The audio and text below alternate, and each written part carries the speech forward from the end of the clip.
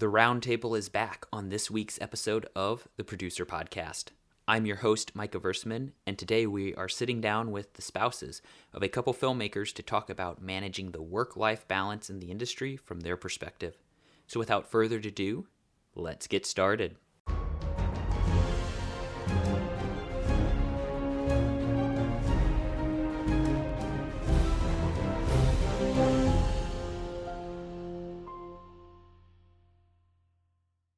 So to start, I was thinking maybe if you each want to take a minute or two to just kind of introduce yourself to the audience.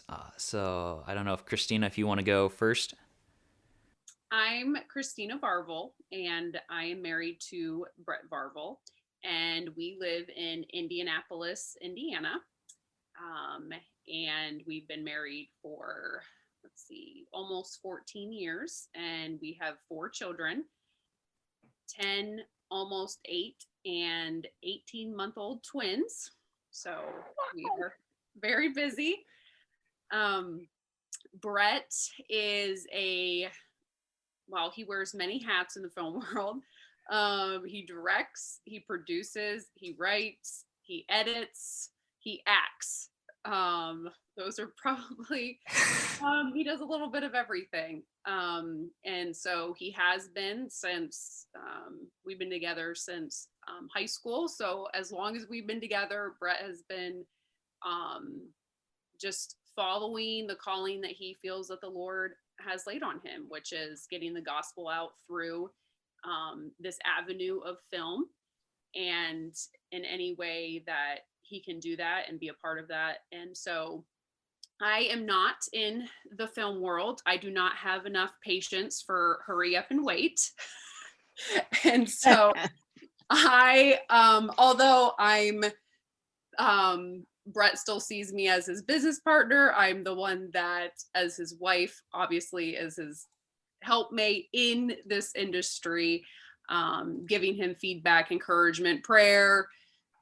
He comes to me, what do you think about this? And, usually I'm the first one that has eyes on the project. And as someone who's not in the film world, I think that helps him to just be like more of that realistic, like, audience, so to speak. And so other than that, I do not, I don't do anything with that. So.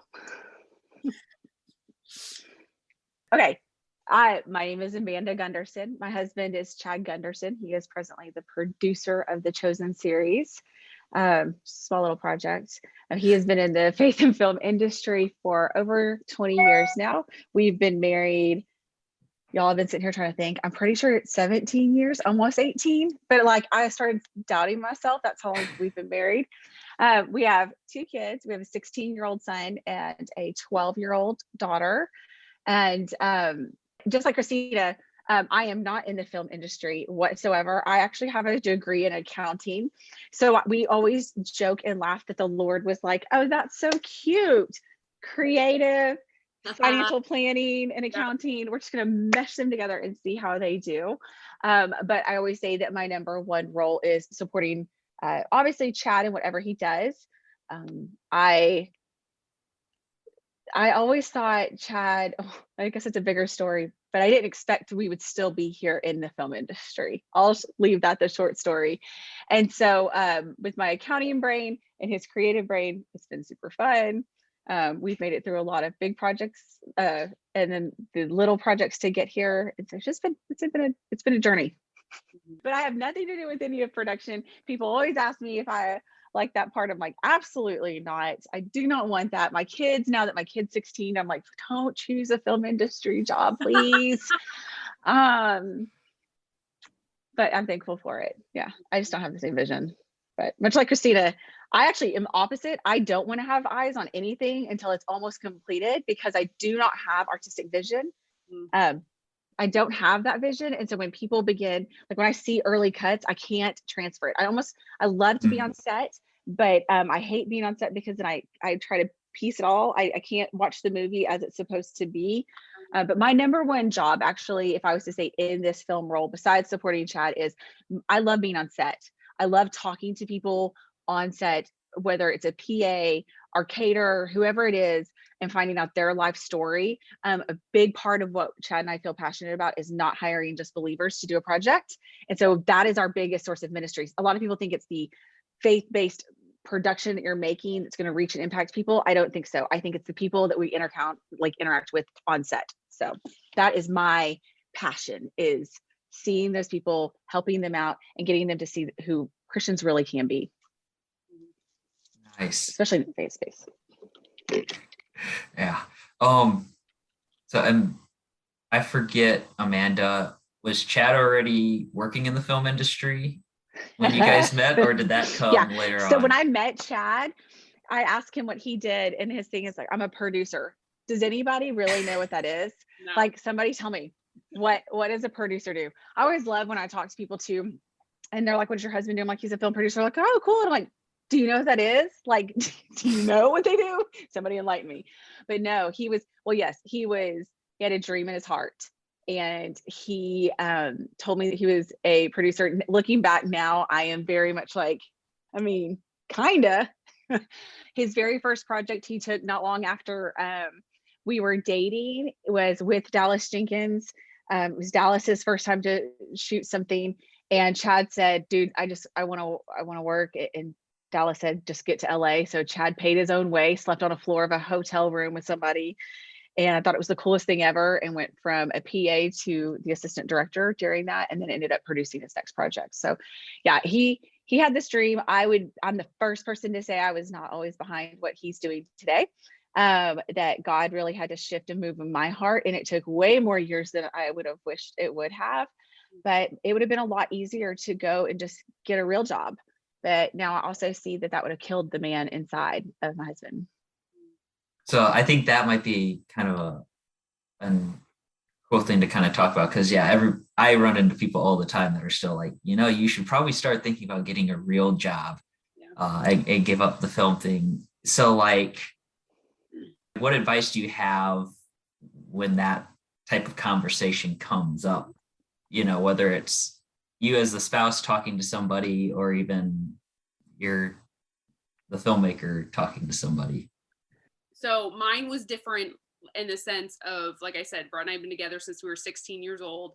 And I remember we were seniors in high school, and he was like, Christina, I want to be in the film world. And I feel like this is what God wants me to do. And I'm thinking like, film world, glamorous, like such a cute dream.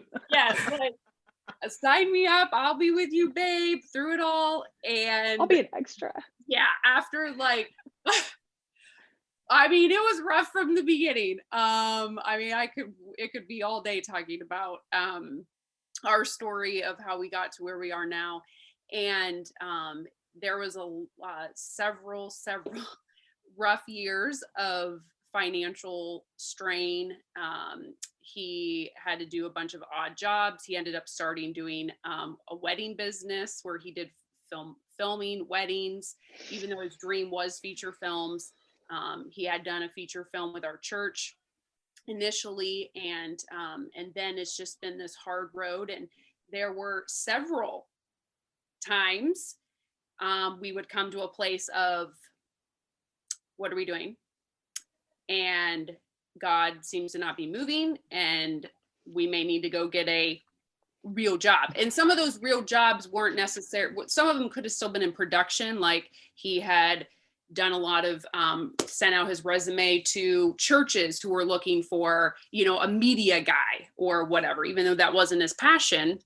And he would send all that stuff out and just nothing, like crickets. And we're like, okay. But then God would provide the next project. It was literally literally the last 14 years. It's just one project at a time. Like, we don't know when the next paycheck's coming. We don't know when, it's literally, and then this week, Brett actually got casted into a film, and well, we just got COVID. Oh no. So he can't be on that film. And that's that's our income, Right. And so there had been many times and many people that it would just be like, mostly it would be like my girlfriends that would see just the toll, and they'd be like, why don't you just get a real job? And I'd be like, it's not that easy, for one. And there was a point where he had to come to this humbling moment of like, okay, Lord, like I will willing to do whatever it needs to take to Yeah. provide for my family. And he applied for Starbucks, FedEx. Nobody called him back. Yeah.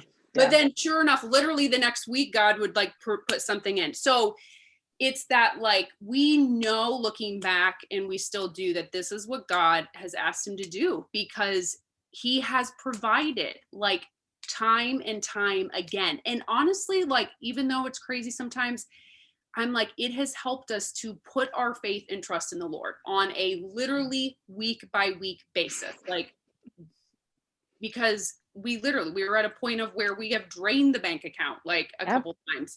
And I don't work. And so there was this, okay, does Christina need to go back to work? And we just didn't feel right about that. And literally the Lord has shown us faithful. And now, I mean, Brett has been doing very well this last year from an acting standpoint. He started his own production business now. So we have a nonprofit called House of Grace Films, and now he has a for-profit called House of Grace Studios. And I actually was just thinking the other day of some of the people that have said, why do you get a real job? And I kind of want to be like, now look, like I know that sounds prideful, but just in that, like, we, on the outside, it looks one way, but then God's always working, and it literally is a day by day trusting in the Lord, for sure. So right. To follow off of that, I think something that you said really resonated. It's, to me, I always am like, wait a minute, God, they always say God's not early and he's not late. And I'm like, yeah, but I really don't like on time. Like, I am an early person. So if we could be just a smidge early, instead of, like you said, literally draining everything we have, and nothing's ever been late. But by golly, I mean, we have had moments where it's crossing there, and I'm like, okay, like, I don't know how to explain that. Just to give a little background, very similar to your story. And I think this is the story that I love to encourage people that are just starting out in the industry, especially those that are just married and starting in the industry. I spent many of nights when I remember our son was born. So our son was born, Chad went to do his first feature length film when Kai was 6 months old. And I remember crying on the phone, I didn't sign up for this, because we live apart. Like, we are not living together. yeah. And it was rough. Like, Chad was a personal trainer during those years, because he had to have a job where he could make some kind of income, because he had a baby and a wife. And then he would be able to take off for months at a time and then come back and pick back up his clients. And I'll never forget the time that we just both heard the Lord. It was in between having both of our second child, and I knew I wasn't supposed to work anymore. And Chad's still chasing this dream. And we just both had peace about it. It looked so foolish, y'all. I look back and I go, oh, I don't even know how I would have responded if my kid was telling me I was doing what I was doing, but I quit. And we just jumped in and we're like, Lord, we know that this is a calling. And I think that's what Christina said early on, is knowing that her husband had a calling on his life. And that makes all the difference in the world. There's a lot of people that set out to do something. They have different motives. They have different reasons. Some people are just passionate about lights. But to know you have a calling into something is a totally different ball game. This is our moment for us where everything shifted, not just in our marriage, but also in Chad's career. And I've shared this story all over the place. We got to a point where, once again, I remember accounting, y'all, like it. So I would take it personally. Like, I would be like, here's our check, and we don't know when the next one's coming again. So how long is this one going to last? And I remember one time we prided ourselves on never paying a bill late. So it was like 15 years ago. And I needed $2 to finish paying the electric bill. And I laid on my bed that day and I said, Lord, I don't understand. We are faithful. We're doing what you've called us to do. But I need $50 in my personal account, and I need $50 in this business account. That's what I need. That's what I need. And I just did the ugly cry. Have you ever like fallen on your bed, arms down, like face first, and you just Yes. sob? And I remember hearing the Lord say to me, I am your father. You're looking to your husband to be your support, Mhm. but not to me to be your support. And I have called not just him into this position, I have called you to this job as well. So if you will take your daughtership seriously, then I will take this further than you've ever thought. And I was like, okay, well, I guess that's what I needed to hear, even though I'm going to pull my heels down into the sand and make you drag me sometimes. It's okay. And I walked to our house later on that day, and on our dryer, y'all, I couldn't make it up. There was a check for $102. Wow. We don't know where it came from. Neither one to this day, we don't know. But what I do know is it was 54 hour, each account, and God cared about the $2 extra. Mhm. And so when you have moments like that over and over again in your walk and in your journey, it's never fun. Right before COVID, we hit this point, we're in our 40s. We've already shot a season of The Chosen.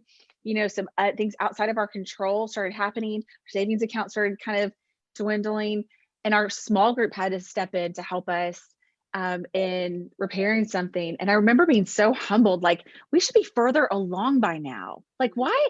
What on earth is happening? Like, we've got this successful project. Like, what? We're good with our money. And the Lord reminded me, like, and He showed us through, like, how many other people were impacted by that. Because when we stepped into COVID and everyone lost their jobs, they can rely back on the testimonies of people who are willing to say, like you said, Christina, it's like it's feast or famine in this world. And so if we're not comfortable sharing that, then other people aren't going to recognize this is what it takes to follow the call. This is it. This is the walk that you walk, and it doesn't look like everybody else's, and that's okay. But God's going to see us through it. I mean, and we ended up being more profitable in the year of COVID than any other year before. But remember, 2 weeks before that hit, our small group is stepping up. So God just works like that. And it's just continuously being surrendered to Him and saying, I don't know, but I know you know. Yeah, I was gonna add, because it's some it can come across as negative. Like, I never want to like deter someone from I should say a wife, with this calling. And because it is hard. I'm not gonna sugarcoat it, that this is definitely hard. The family life is hard when dad and husband is gone for weeks, months at a time. And do we go with him? Do we stay home? Like, how do we make this work? And it's kind of an all or nothing. It's either he's home and I see him, or I don't see him for a while, and so forth. And my struggle had then started to come where I was seeing it through my eyes as this was a him thing, and I'm over here doing my thing. He's having steak and I'm eating cereal. Yes, yes. Like, he has all his meals made for him on the set, and he's staying here and doing this, and I'm And I'm over wiping here. a butt. Yes, yes. The In truth. my case, I'm wiping twins' butts all day long, and so forth. And I started to kind of like compare, which is very easy. And I think that spouses can do that in any job, whatever, right? Um, and so but it was definitely taking a toll on me. And then it was like, well, I don't know how to be a filmmaker wife. Like, I don't know how many times I had said that to Brett. Like, I don't know how to do this. Like, I'm not in your world. I don't do it. I don't understand it. And then I'll see some other couples who are both in it, and oh, well, then maybe I should be involved in it. Like, just stupid stuff that Satan is just trying to like make me think that my role as his wife isn't important. And it finally, probably in the last few years, Brett just it finally clicked as a no, this is an us thing. This Yes. is a me thing. Like, he's like, I need you. Like, what you do at home is just as important, if not more, than also what I'm doing on the film set. Like, there's no Brett Varvel without Christina Varvel. Like, we're doing this together. And Chad says. And it just a little thing, which isn't it meant a lot to me as his wife. At he was in American Underdog, and we went to the premiere. I've never been on like a red carpet before, right? So I'm like Googling, I'm like, what are people wearing? What do they look? And I'm seeing all these actors and they're all standing by themselves. Like there's no spouse with them unless their spouse is also an actor, you know? And I'm like, I'm not in the film world, they're all by myself. And I'm like, well, then maybe they like, I'll just kind of stand off to the side and Brett can go do his thing and they'll do all the pictures and whatever. And like Brett he took me and like I was like nailed to his side and we did the interviews and I'm like, I know I'm not in this camera. Like I know it's on Brett, but I'm like right next to him, right? So I'm like, I don't know if I'm on this or not. And Brett's like acting like we are doing this together. And of course, afterwards I saw an interview and yeah, I was cut out because it cares about me. I have a cutout story. Yeah, which is fine. But then afterwards, Brett said, and the thing is, we didn't talk about it. And then afterwards, he said he was looking at pictures from the premiere, and he was saying like, yeah, a lot of these actors and so forth, like they were by themselves. He said, but Christina, I made sure that you were always going to be by my side, because he said, Aww. We're here because we're here. I'm not just here. And that just meant obviously the world to me, and as a constant reminder that we're doing this together. Every decision we make is together. Like Brett doesn't just say, hey, I'm going to go do this project. He brings it to me and is like, what do you think?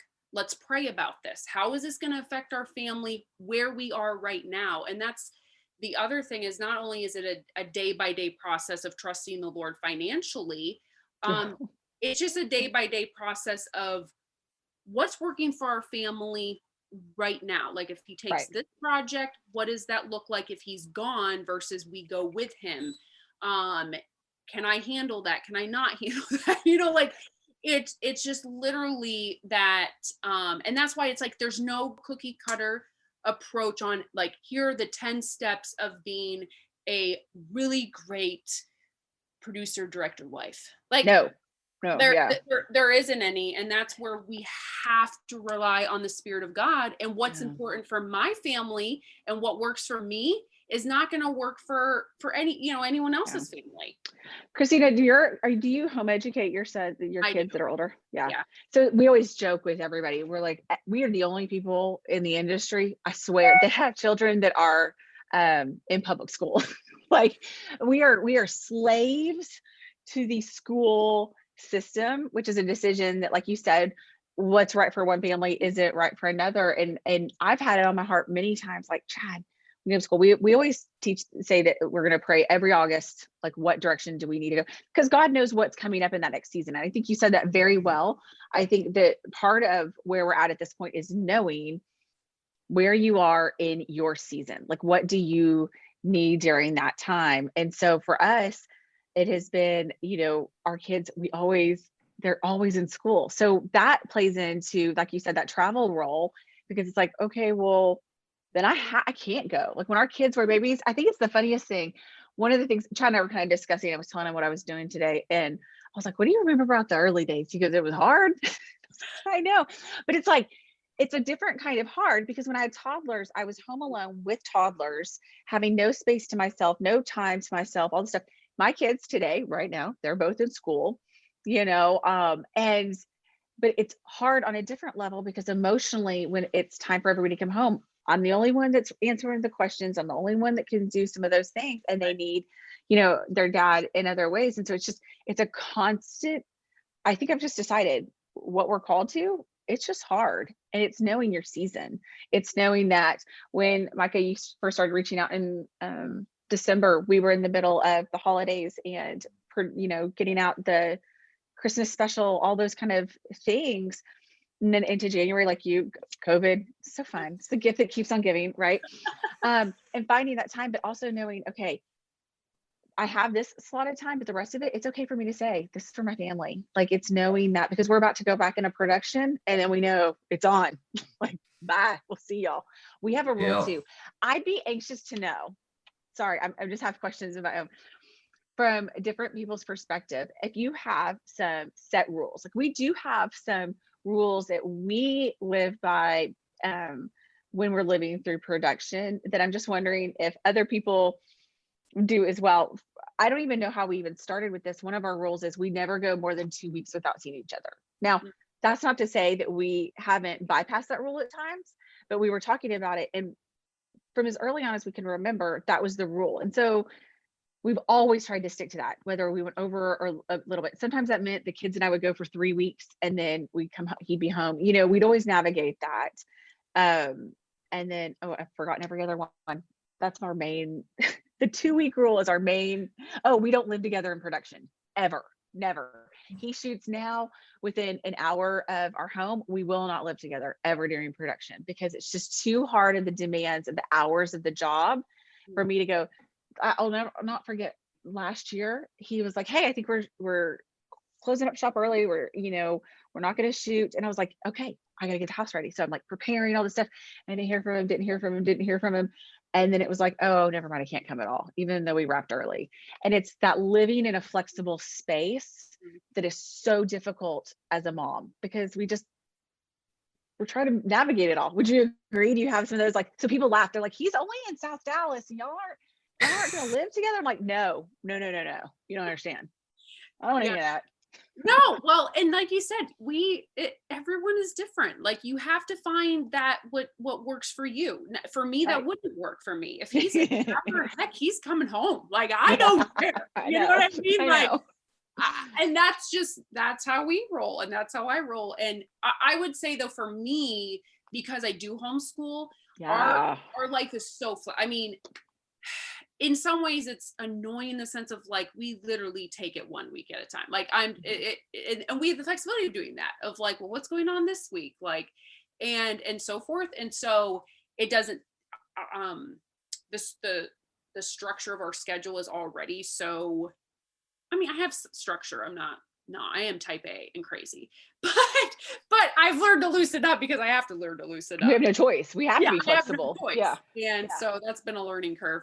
But yeah, we actually, we don't have any like hard, fast things like that, but we try the first thing that Brett, when he's talking to a producer, whether he's directing or acting, is, can my family come? Like that's always for us, because I homeschool. We have been on several of his trips, and that's always the first thing of, we will try to do whatever it takes so that we then can come. So our rule always is, first, can we come? Like, and if we can come, then yay, let's make it work. Yeah, because we get to see so many different places and do, I mean, it's so, that's like the coolest part about the job. That's it really is. It is. And the kids, like they're if you ask them, like, what are some of your, like, what is the memory or what's something, whatever, they will bring up a state that we went to on a trip, on a film trip. And so it is amazing, like the benefits that it has. But yeah, I would say that's probably the main one we do. And then, I'm making sure that we talk every day, like if we're apart, like even if it's 5 minutes, like before bed, that I would say that is probably a big fast rule of, we will talk on the phone, even if it's a quick 5 minutes. Hey, how you doing? How's your day? Right. I love you. Good night. Like, but yeah, those would probably be our two big ones. We don't always do good on that. I think that's always the goal, but it's like between when they're shooting and when I'm with a kid at a gymnast, like it's always a call. I do tell Chad, I'm like, do not call me at 10 o'clock at night, because and even though I have teenagers, because I have teens, they're up later than that. I'm like, don't call then, because I'm done. And I love you. And they all both have phones. So they text, they do their own thing. It's different now that they're older, but like, I'll tell you what, I'm like, you rile up my child when it's time for bed, I will hurt you across this phone. Yeah. Oh, that's great. Not passionate about all those things. You know what? I think but we've hit on this very well, that most of what it takes to be a spouse of somebody in any type of film industry, because I mean, I'm even thinking about some of our friend family, the assistant director's family that's come out. I do agree. Some of the best memories we've had have been, Chad has always written in either ticket for us or an extra room for us. It's always in the deal, is including your family. But it's been fun to meet other film families in that instance, but setting up those rules and knowing but yeah, it's about flexibility. I think that's the main part of the job. Because I think too, I heard somebody once say this, in our industry, the job is actually not the job. The job is finding the job, right? Because once you actually have the job, Yes. it's like, whew, we can rest. Dear Jesus, we've got a Yep. project coming. Like, I also don't ever believe anything until the check is in my bank account and that it's funded, by the way. Not jaded at all, y'all. Oh, But no, we understand that. Yes. because Empty we talk a promises. lot. Oh, man. Yeah. So many A lot of projects are coming. tears for empty promises. So one of the things that's funny that Chad I do now is I don't even know, he's got a lot of irons in the fire at all times. I'm like, I don't want to know. Like, until it's actually like go time. Because for years I'd hear all the things. And as a wife, we want so bad for our spouse. They're giving of themselves, they're giving of their, time. And then next thing that movie's being made and you're not on it, or the thing imploded. Right. But I do think it's interesting. It's that flexibility. Oh, yeah. Yeah. But yeah, the relief of having the job. Yep. I can relate to that, even working in the industry. Yeah. It's just, I mean, we joke all the time that like, it's like, once you have the job, you can just rest and go, okay, at least we have it for now. My biggest sore spot for Chad always was, though, once he got the job and start working it, I was always trying to think of before. I did not learn a good lesson. Like Christina, I think you said this so well, that you've been so dependent on the Lord. And we have been. I can say that really well with a mouth. But I did have once a mentor in a small group, a lady that was a generation older than me. And she looked at me, she goes, "You're saying that really well with your mouth." She's like, "But I don't believe you. Like, I know what's going to happen, but your attitude deep inside is not matching the words." And so it's great. You keep speaking that in faith and you still know, but you do need to surrender to the, "I really will take care of you" moment. Sorry, Right. that's a tangent. No. You had no idea what you were getting with me. I'm sorry. Oh, this is all really good. I guess one thing I'm kind of curious to hear more about is how the dynamic of like your relationship with Chad and Brett changed once kids came into the picture. I'll take this one fast because we didn't have much time in between those things for us. Like I said, Chad's first feature length film was when Kai was 6 months old. Much like Christina had said, that when I gave birth to my daughter, or our daughter, sorry, don't you hate when you do that? Kinley, it was in May, and Chad walked in 2 days later and he was like, "I got a call." Now, y'all, early in your industry days, when you get the call, you're just like, "Oh," and he said, "I won't take this." And so he left when Kinley was 6 weeks old to go take a job. We both know he needed to do it. So I don't remember life in production without children. If anything, we're on this other weird scale where we're like, because our business partners, they were married, I think 12 years before they had kids, and they were industry people. And so their life totally looked different. They had time to bond and get to know each other. We pretty much got married. We had a baby within a year and a half, and then a career blooming. So we didn't have time to just enjoy it. We're actually looking forward, y'all, to the empty nesterness. I feel like we're more on that side. Like, they're 12 and 16. I know that seems fast, but it's like, you're going, okay, we're going to really be able to enjoy this next season. So, Likewise, when we started having kids, it was still the like, Brett was doing the wedding business, which was horrible because when are weddings? Well, they're on the weekend. And so he would edit all week and then he would be gone on the weekends. And so there was a lot of some strife there of he was just gone a lot, or he was working when he wasn't gone on the weekends and so forth. And so, yeah, I would say probably from the very beginning, like, it wasn't so much that it just like it all of a sudden was different or changed, but we had to then figure that out. And the thing that, and I don't have an answer to this because it's something we still pray through and have to talk through, is that where is the, and I don't think there's even a line. I almost said, where's the line? And there's no line. What's the balance? No, we have this conversation too. we do. And all the wives that I've talked to in the film industry, it's the same thing, is like, how much is dad gone? I mean, he's constantly battling the this is what I feel like God has called me to. And then the pendulum of, well, I'm a husband and a father. And sometimes it swings more this way and sometimes it's over here, and it's not always just like, oh, it's this perfect balance of I'm home for this many hours and I'm gone, or this many weeks. And some people actually do have, when you're talking about rules, some people do have rules like that, like you will only take this many projects, or you'll only be gone for this many months out of the year, and whatever that looks like. And like I said, I don't have an answer, because the word of God doesn't clearly come out and say like what that looks like. And obviously there was no film in the world of the Bible, but obviously men still have this rule from the beginning of working. And I think that that's part of the curse, is this toil, and I have to work and I have to provide for my family.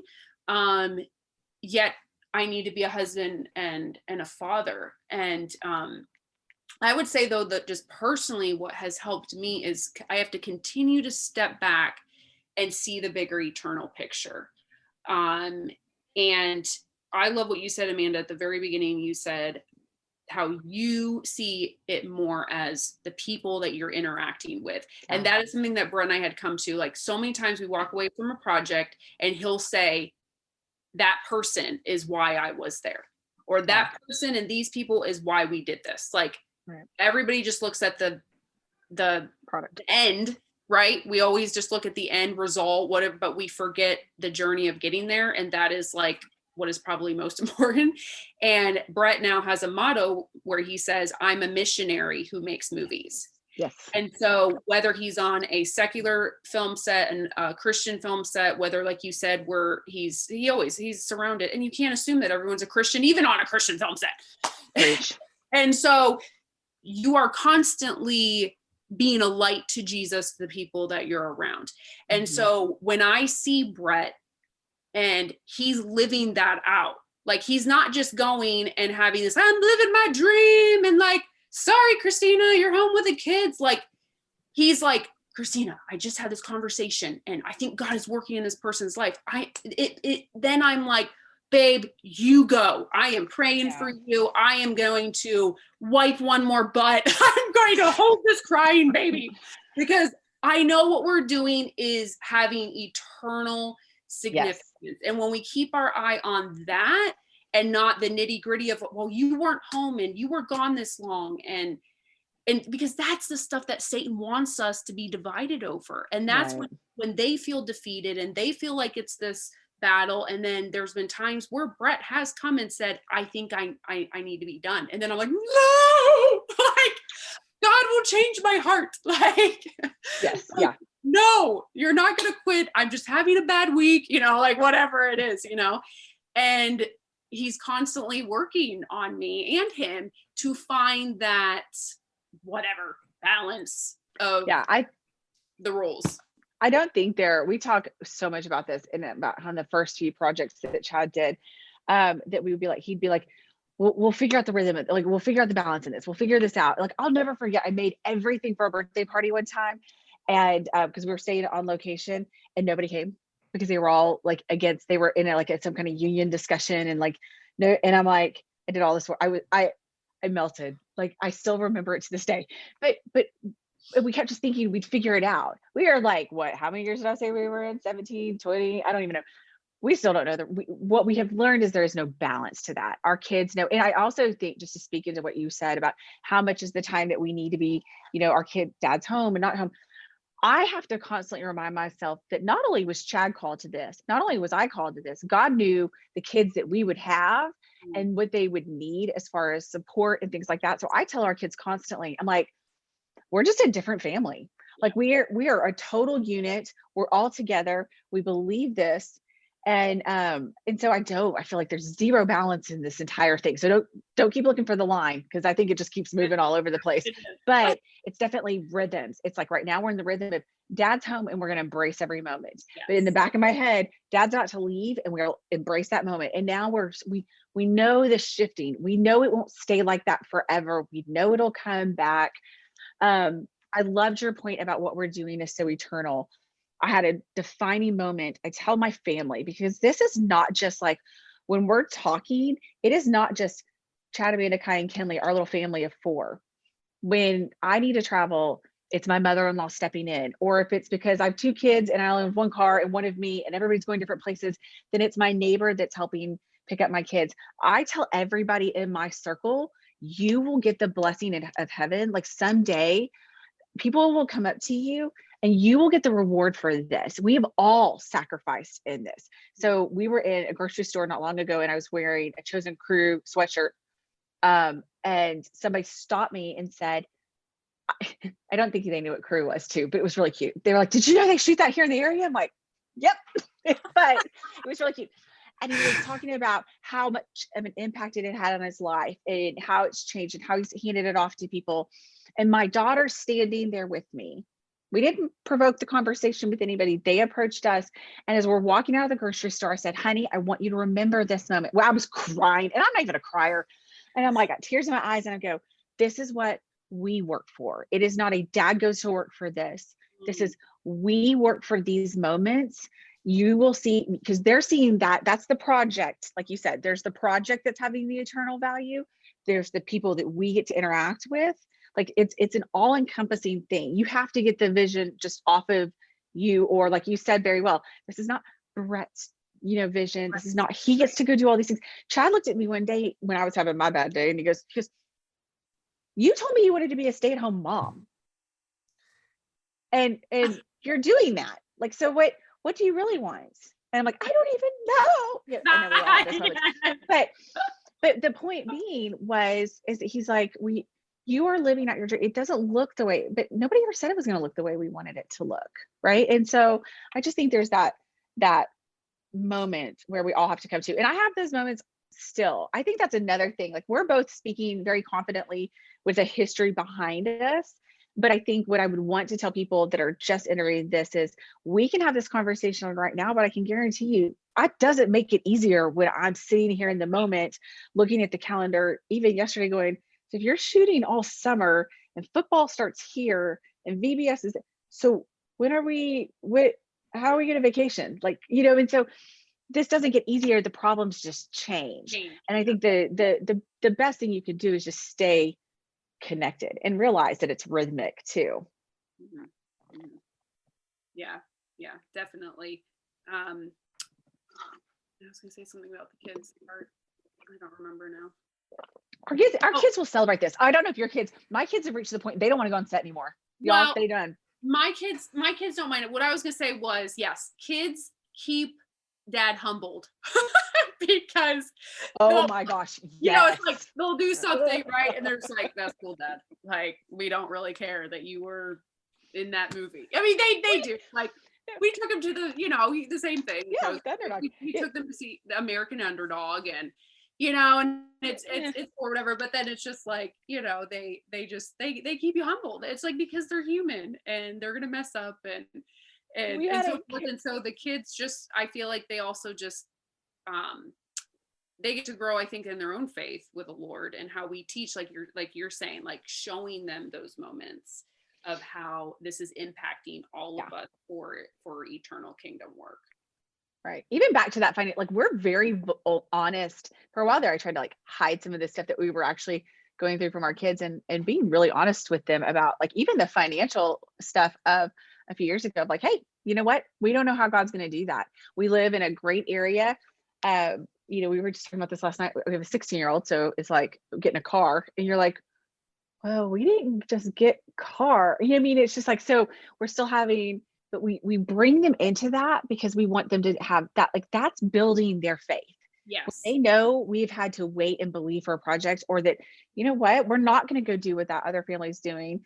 We're going to choose to do this because we know God's going to honor what we've been called to. So it's not always fun. I'm not saying I love it. It sounds so pretty, doesn't it? So I kind of want to jump off of what you mentioned about how, like, you're talking about this from the perspective of having, like, lived this life now for a while. So I guess, like, what advice would you give to maybe a filmmaker that's in a relationship with somebody that's not in the industry and they're not married yet, like, you should talk about this before, you pop the question or whatever, to make sure they understand what they're getting into. So funny. I ran into a filmmaker at an event we were at in December, and the Lord actually said to me, ask him if he's married, which I knew he wasn't. He wasn't wearing a ring, which I don't know, maybe he was. And he said, no, I'm engaged. And I'm like, can I have your number? Or can I like, does your fiance need to talk to somebody before because I do think what you're saying is so important. I think that there are many things that, and I don't think that happens to be just within the film industry. I think the film industry has so many unique challenges, but I think entrepreneurs in general have to be a different breed, and their spouses have to have a certain level of belief too. So that's going to depend Christian or non-Christian too, because thank goodness I have my faith. Otherwise this thing would have just sunk. Like, I mean, thank you, Jesus. First thing that comes to mind, and I think Christina would agree with this, is know who your provider actually is. It's not going to be your husband. You need to be really secure in yourself. But I think the biggest thing for me is going into it knowing that time management, that there is no balance. That's probably the number one thing that over the years, the argument has been over. If it's not money and like finding the job, probably number one, but number two would be the balance of when you're in the production. Like just knowing that this calls me away for a significant amount of time. And even if I'm going to join my husband on set or on his location, he's still called away. Like you don't just show up at your CPA. Like if your husband's a CPA, you wouldn't just go show up all day and hang out at the office next to him as he's doing books, right? No way. That's just like not normal. And so I try to keep that in mind too, like going to set etiquette, stuff like that, try to teach our kids those things. But the number one thing I think would be there's no balance to this. This is a feast or famine, go with the flow. But if you continuously surrender, I think that it doesn't make it easier. I would never say it would make it easy, but it's knowing the calling and belief. And that's cute when they're engaged. Like, let's just be honest. My husband was very upfront in the very beginning about what he wanted to do with his life. And I was like, oh, it's so sweet. And that, like, didn't you say it was romantic, Christina? Isn't that what you said? Like, oh, it's yeah, it was the glamorous film life. Like, yeah, I'm learning how to wash my clothes in a hotel bathtub because we've been or making, I think one of our friends, we were like, how many food or dinners can you make in a microwave in a hotel? Like we were making just lists of stupid stuff. I mean, just stuff like that. But definitely that management would be the number one thing. If I'm talking to an engaged couple, I'm going to just say to them, you've got to both be committed, but also go into it knowing you will spend a significant amount of time apart at times, and the other person's going to be busy, but you have to remember your role. I would if I was going to talk to someone who was in a relationship or engaged or whatever, I would probably hand them the book, You and Me Forever by Francis and Lisa Chan. Brett and I walked through it about 5-6 years ago, and it was, for us personally, maybe the Lord just needed us to have that where we were in our life at that time period, which was very rough. And it was, I would say, totally changed our perspective on even marriage. And so Francis Chan, and his wife, they go through the book, You and Me Forever, whatever, and it has like a little devotional type thing with it. And it was just, the focus was more like you individually, your role is to pursue Christ. Like my role is to pursue Christ, and no matter what I'm doing, and Brett's role is to pursue Christ. And like, it's like the closer, it's like a triangle, right? So the closer that you are pursuing Christ, the closer you and your spouse are together. And this book just goes into how it was very mission minded too, in that sense, kind of like that eternal perspective. And so if we are both pursuing, like you were even saying, just like, who is your provider? It also goes deeper into that, like, well, where is your identity? Like, yeah, I mean, this could be a whole nother podcast, but it changed my perspective on marriage, because I think even in our 21st century American Christianity, we put way too much emphasis on marriage as being like you know, like the poor single people that God has called to singleness feel like, oh, well, then I must not be holy because I am not married, because marriage is like the perfect picture of Christ in the church, you know, which is true. But like, it's not, marriage isn't the end all be all, right? Like when we get to heaven, there's going to be no marriage, like, except for marriage with Christ. And so our relationship with Christ is really what's going to matter when it comes to the end. But the Lord uses our marriage to fulfill whatever that purpose is that he has for us, and obviously to procreate and all that. But I'm totally going off the tangent. But it was changing, I think, for me too, like what I was saying was that what I am doing is important. Yes. To help him too with his role, and what he's doing is important.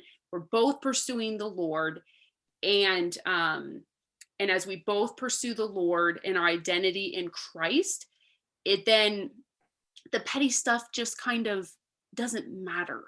Like the arguments aren't as, you know, it doesn't really matter. Like some people may judge you, Amanda, because he's an hour away and I know. you're at home, but you're like, I question myself.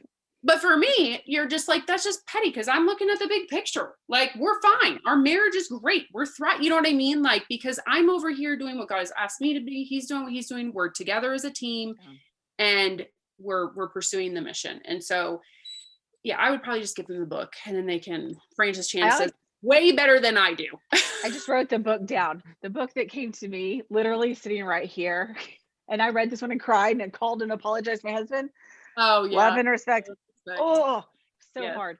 But I agree. I think that it is about knowing who you are. And Chad will tell you his career changed in that moment I talked about earlier of laying down and surrendering and just knowing, okay, it's a call for us. Like my job is to pursue Christ. And he will tell you that's where the shift in his career, where his career started taking off, was when I hate to use the word submission because people think that word is so dirty today, right. But it really was getting submitted, not to my husband necessarily, just as much as it was submitting to Christ, submitting to my husband by submitting to Christ. Does that make sense? But I'm with you. But yeah, I don't want to say run or don't do it. I mean, gosh, we don't want to be so negative. We actually got to save the date for one of our crew members the other day. And I'm like, whoo, oh, does she know? I'm kidding. But I know that if we can do that, like if we can make it through all those things, if we didn't do it, then who's going to do it? Who's going to make the films? Who's going to go touch, lives for eternity? Somebody's going to have to take it. Very missional work that we do here. Mm-hmm. Yeah. So I have two kind of wrap up questions for you both. The first is, are there any like good resources out there, or even like places that spouses of filmmakers can kind of connect and network with others that are kind of in their same position? Well, Christina knows one. I mean, no. However, that has been written on my, actually the Lord Justin was like, see, what did I say? That's actually on my heart because, like I said, I've reached out to other filmmaker wives because I do think there is this I spent years thinking I was alone in my thoughts and feelings towards my husband, our marriage, all those things. I think of Catherine Downs would be, Kevin Downs is American Underdog's producer, his wife. We shared a home for a production, again, 15 years ago. And like some of the statements that she made to me during that time are still things that I tell other young wives. And there's just a few other names I can think of that we have spent significant time. And then when you start talking, you go, our lives are so similar. Amanda Jenkins is one. We joke constantly about reintroduction with families. Like when your husband comes home from a shoot and you're like, by the way, not the hotel staff anymore. It's just, but we can only make, it's hard, but we make reentry jokes because that's our way to support each other. And I feel like there's definitely a need for that, especially in the Christian space, to realize that that you're not alone, that those things are hard. So thanks for just making the Lord make that clear that I'm supposed to do it. Well, and that would be awesome. So you're like, I'm in. Yeah. Well, and so We have for the last several years gone to a film festival called Christian Worldview Film Festival. It used to be in San Antonio, Texas. Now it's been in Franklin, Tennessee, right? Yeah. And I've gone several times, and that's where, here's a thing too to add to this, if for newly engaged, whatever, go to those events with your spouse, like go to the festivals and stuff, because that's then where you can connect with these other wives. And so there would be other wives that would come, and then you just sit down, you talk, and like what you're saying, Amanda, you're just like, yes, where have you been all my life? Like, but you have to be open and a counterpoint to that is you yes. don't be so full of pride that you don't tell somebody what's going on really inside of you. For like sure, for sure, because what we're doing right here is being super honest about a lot of hard stuff that most people don't want to say. We didn't have money in our bank account. We were really ticked at our husband for doing whatever it is that he's doing. Like, you have to be honest with those people. Yeah, you do, like vulnerability. And then as you start to open up, you realize like, okay, I'm not a crazy, I'm not alone in this. I'm not the only one that's struggling with this, and so forth. And so there was a group of us women who kind of like left and were like, hey, how can we, and we all live in different states. Cause that's the thing too, is like, there's nobody in my city really that's doing this. Like I can't just get together for coffee, you know, on a Nobody weekly gets basis. my life. Yes, they just look at me like I'm weird. And so anyway, so a group of us, we then started to do like Zoom calls, and we were doing them, we had started to do them monthly, but then life happens, and then one husband's on a production and they're over here and whatever.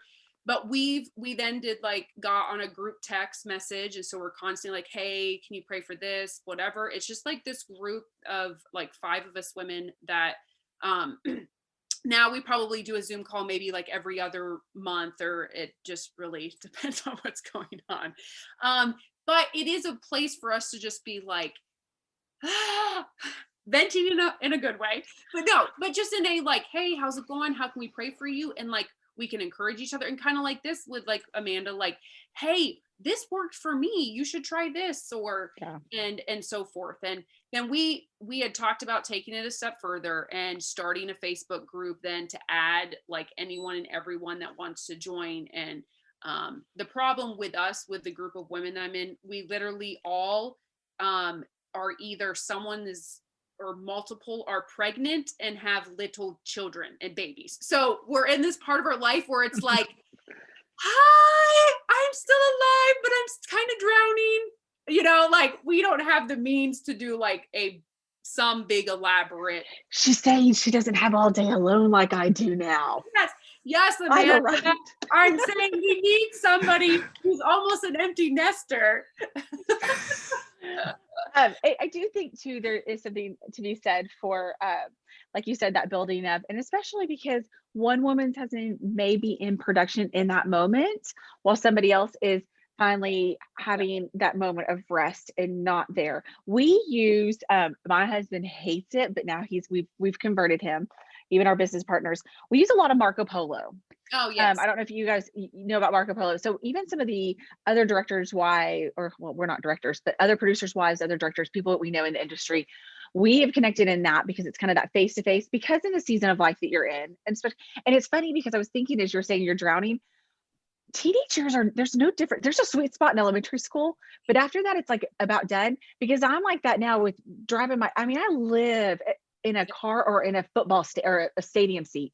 So it's kind of the same way. You only see the people that you're with. So Marco Polo, Voxer, these kind of apps allow us to send messages out and receive the response on our own time. And I think that those are invaluable resources just for anybody. And especially like production spouses, like our business paid for us all to have it, so that when they're on set, they can have face-to-face time when they have a moment to step away, and then we have time when we can get back to it. And it doesn't, so that's kind of the way you have to just shift your world is, and because it's that face-to-face, and like the whole world got used to seeing things like we're doing right now on Zoom. But I think those are the kind of things that help us make it through. But definitely having support wives. And I think there's these people that I think that I wish somebody would have just been able to hold me a little bit more 10 years, 15 years ago and say, It Yeah. will be okay. You know what? It is hard. Like I just needed somebody else to tell me it was hard what I was doing. Yeah. And I think even if somebody is looking, just it doesn't have to be a whole big community. Even Nope. just like if you need that 3 people. support, Mhm. if a wife or fiance or whoever is listening to this, like just reach out to someone and just be like, hey, like I would love to just like I said, it could be a small thing or it could be 2 people or whatever, just to have somebody in your corner that Yeah. totally gets you. The vulnerability is the And key. like I it think doesn't you have to be the one. Like I like yeah. waiting around for somebody to come, like they're not gonna know, you know, like you have Mhm. to make that step, which is what we, was I did kind of do like, hey, let's continue this when we go back home, please. Yeah. Like that's kind of how it started.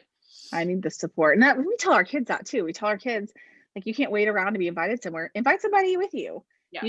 I think one of the things that this generation, the lie of this time is that we have to just do it alone.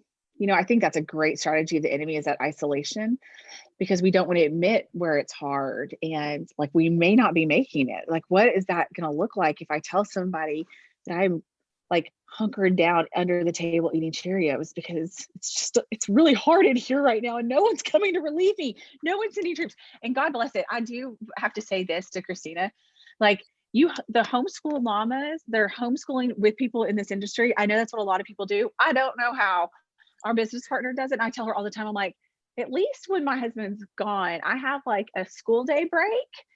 Yeah. You have no, like and I love my children. Like we're so close, but I'm like, I don't know how y'all do it. So good job, mama. You're killing it. Thank you. Well, again, that is I can only The Lord. that's the Lord. Yeah. Like Right. but it goes back. What God has asked you to do, He is going Yes. to supply you what Absolutely. you need to do. And that's Right. what we Absolutely. Yeah. So yeah, I guess my final question, because there's been a lot of good stuff talked about We have a here. vulnerability hangover, just so you know. But I guess like what's like maybe a final word of encouragement or advice, like if you really like boil it down, like, hey, remember this if you don't remember anything else from this episode. Number one, like you just heard us saying in the end, just reach out to other people. Like I know it's scary to put yourself out there and not everyone's going to be receiving of you, but at the same time, you will never find those people if you don't put yourself out there some. We're not meant to do life alone. And the job that you've been called to, your husband has been called to, your spouse has been called to, it's kind of a lonely game.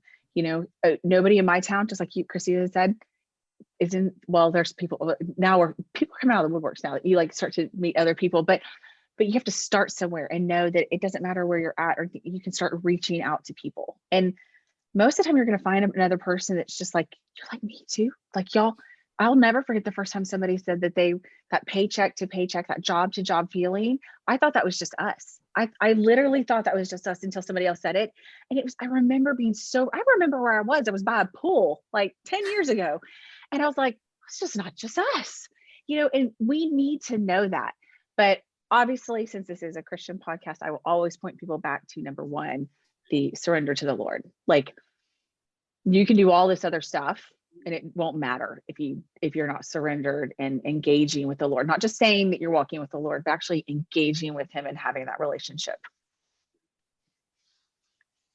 Yes, I would add to that. And I know it sounds very like cliche and Sunday school answer. What's the answer? But it's Jesus. true. Like, what are we gonna say? Yeah, I mean, it's like that's the truth. But it is, and it is. And I think that we're like, well, it's got to be more than just Jesus. And it's like, no. It's at the end of the day, it's you're calling Jesus. I need you to help me get through this thing. Yeah. Like, and just I think, like I said, I wish I would have seen sooner is again that Brett and I are a team. We're not against each other. We're a team. So you coming together and being like, hey, this is our mission together. How can we do this as a team so that we're both team players and that requires sacrifice on both parts. And but also just communicating too honestly with your husband. Like I had some talks just like, hey, like I'm really, really struggling with this. And he's always like, what? He doesn't do that. He's like, oh, okay. Like I didn't know that. Like I think too, I still have this thing that like he should read my mind and he should just know because this is my life. Like Shouldn't they know? Don't they know that? doesn't he see my life? And like he's Doesn't just the Lord tell them that? I know. And like it's taken me like how many years now? And so to get back there, just like communicating, just constantly knowing, just making sure that you're both always continually at least trying to make the effort to be on the same page. That makes like a world of difference, I think, with us too. So that's probably the more Jesus and then practical. Yeah, I would say this. We focused a lot on our roles at home, and I appreciate you taking the time to ask us our view from home of what we have the front row seat to, of getting to see, these men walk out in your calling. And I would say that, even though there's so many hard years, I'll tell people all the time, I scour photos and videos and behind the scenes footage because there's a smile that my husband gets when he's on set that I don't see. It's not for at home. It's not for the kids. There's a smile that is a true fulfillment of somebody walking in what they were called and created to do. And if I would have continued to dug in my heels and protested and I mean, we all know, I mean, a woman eventually, like, I mean, it's either going to break up her marriage or you're going to get a job that you hate. And then I think my husband would have slowly died inside. But I just think that, thank you for, first of all, acknowledging the hard part of this side of it. I appreciate you taking that time, but not to be cheesy and to take you back to The Chosen, if I will, but there is a scene, I don't know what episode it's in, don't ask me, it's in season 1, where Jesus is he's healing Peter's mother-in-law, and he's sitting there with oh y'all, am I a part of this thing? Peter's What's wife. her name? What's her name? Eden. Sorry. Yeah. He's sitting there with Eden and he says, I see you. Yes. I see what you're doing. Yeah. And I think that I remember Chad calling me. I remember Dallas calling Amanda. I remember Adam calling, well, ironically, our assistant director's wife's name is also Amanda. So there's 3 of us. I know, y'all. I know. But I remember them all calling home. I remember us all getting text messages going, whoa, this scene was for all of us, because we really see this as a missional call that Jesus has called us to where we're at. And because of that, he healed the mother-in-law because he knew that what she needed. He knows what we need when we're back behind, And so, not to be weird and bring it all the way back to that, I think I would have used that example no matter who made the thing. Right. But that scene right there is a stellar scene for me. And I think as any stay-at-home wife actually would be, or any wife, mom, that God sees us in our needs and our role. No, that's really good. And honestly, like that's one of my favorite parts from the first season, because I have a pastor's kid, so like I've totally seen that play out in my own family before.